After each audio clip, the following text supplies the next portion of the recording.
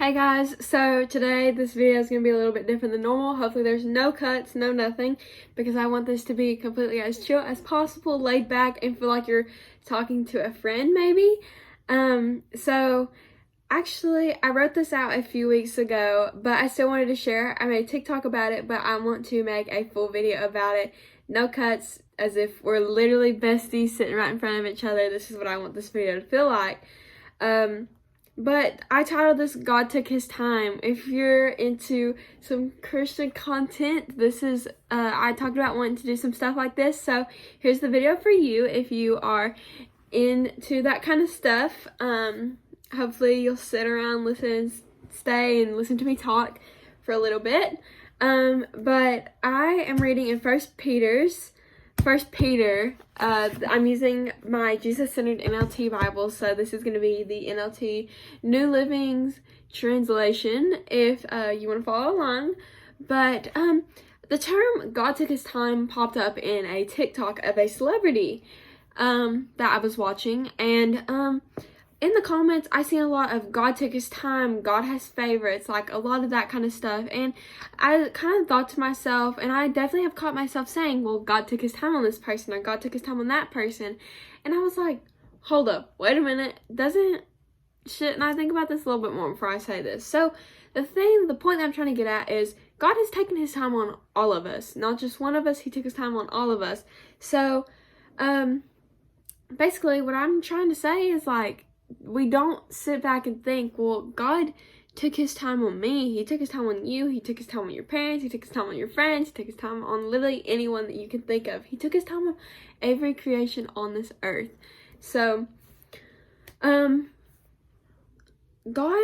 has no favorites. He gave us the gift that we were born with. We were all given a certain gift, a certain plan. Whatever he wanted to give us, he gave us, because he's doing it for us to live through him and spread his word through the gifts that he's given us. And I'm reading in 1 Peter chapter 1 verse 17. It says, "And remember that the Heavenly Father to whom you pray to has no favorites. He will judge or reward you according to what you do. So you must live in reverent fear of him during your time here as a temporary resident." So basically what it's saying is God has zero favorites. He rewarded us with what we have, and he will judge you by how we use those gifts during our time on the earth. He's going to judge us and use us as he pleases with those gifts that he is giving us while we are on earth, while we're serving our time on earth as temporary residents. So when we complain or we're upset that we can't sing, that we don't have the looks that we want to have, God blessed us with certain things because he has certain timing, certain plans, certain thing for every little thing that we do in this life. So we shouldn't be thinking, well, God took his time on them. Why can't I have that gift? Why can't I sing? Why can't I dance? Why can't I do this and that? Why can't I speak like that person? Why can't I do this like that person? But it's because God didn't bless you with that gift. He blessed you with the gift that you were given, not what some other person has. So another thing is, we are controlled by looks and opinions of others, because I think that social media has a huge impact on that. Not to say that I don't have social media, because obviously I do. I'm talking to you on a YouTube channel right now. But we let that control our ever-living life because we don't look a certain way, or we don't look like this person or that person, and we get sad. Like, we let this control us so much, whether it be a girl at school, whether it be a celebrity, whether it be a role model. Like, we get so upset about what we look like if we're not as pretty as someone else, or we don't have the talent that someone else has, but we don't sit back and think about the things that we were blessed with. So in 1 Peter chapter 1 verse 24 to 25, it says, "People are like grass. Their beauty is like a flower in the field. The grass withers and the flowers fade, but the word of the Lord will remain forever." So our beauty is like a flower, but that one day will be gone, and that will no longer matter. So what people think of you now is not going to matter one day. It's not going to matter at all one day. when we pass away and we are judged on Judgment Day. That's not going to matter. It's not going to cross anyone's mind what you looked like in heaven, because we were put on this earth to love, to spread the word. We were not put on here to just care about our looks and be caught up in that. So we are beautiful because we were placed on the earth to pursue something. Like we were being used to shine His light. We weren't made to just be here to be pretty. Like, we have purpose in life, and that purpose is to shine God's light through us, whether it be through singing, whether it be through speaking, whether that be through basically anything that you can possibly think of.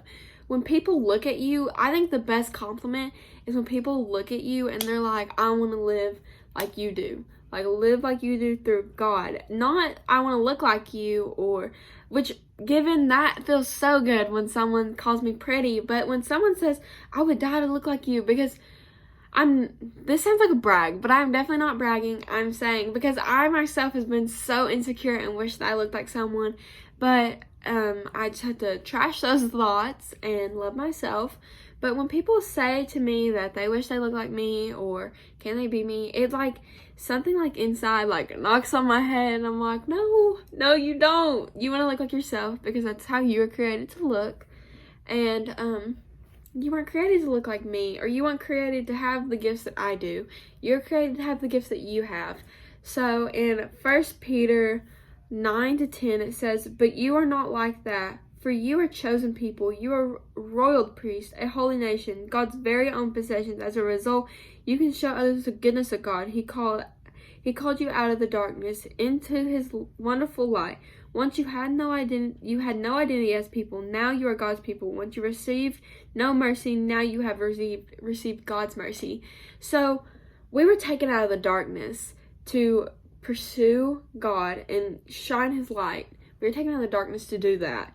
And we had no identity once until God gave us that identity. His gifts, His peace, all this. We were given to shine that light, and through God, we have mercy. We get to live. We get to do what we love, because we're doing it through Him. But my thing is, do not be jealous. Be grateful for what you have, even though that is so hard. And I'm not going to sit right here and say that I'm perfect every single day. I struggle so much with loving the gifts that I was given, or loving myself, loving the way I look every single day. I struggle with that all the time, just like every other person on this earth. But my question to you is, do you think God took His time on you? Do you think that you are beautiful in your own image because you were created by the Creator of the universe? Just think about that. Let that seep in. What do y'all think? What's y'all's opinions?